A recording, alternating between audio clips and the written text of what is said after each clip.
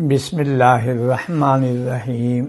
میری عزیز بہنوں، بیٹیوں اور بھائیوں، آج کل ہمارے ملک پاکستان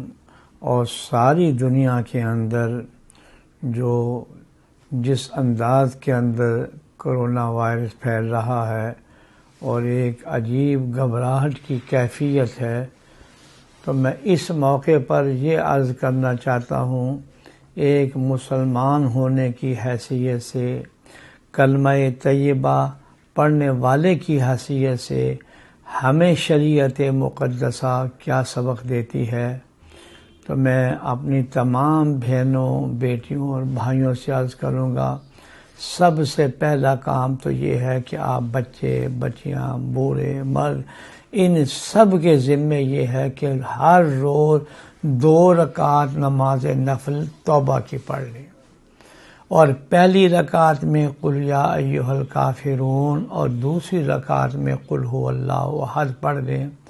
یہ 2 رکعت نماز نفل توبہ انشاءاللہ ہماری بلائیں، بیماریاں، مصیبتیں اور وائرس کو دور کرنے کا بہترین ذریعہ ہوگا۔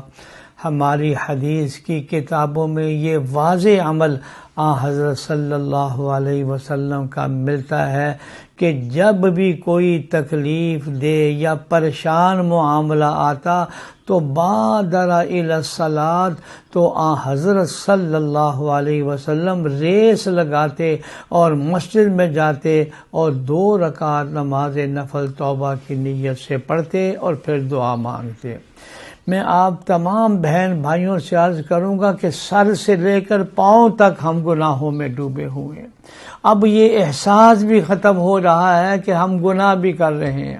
ہماری نگاہیں، ہماری زبان یہ کہاں جا رہی ہے اور اس سے ہم کیا کر رہے ہیں۔ خیانت ہو رہی ہے، غیبت ہو رہی ہے، گناہ ہو رہے ہیں اور احساس بھی ختم ہو رہا ہے۔ میری بہنوں اور بیٹیوں، اب اس قدر ہم ان بلاؤں میں ہم پھنس چکے ہیں، لہذا ہمیں جناب رسول اللہ صلی اللہ علیہ وسلم کی باتوں پر عمل کرتے ہوئے یہ کام کرنا ہوگا کہ 2 نفل توبہ کی نیت سے پڑھیں، توبہ اور استغفار کریں، اور کم از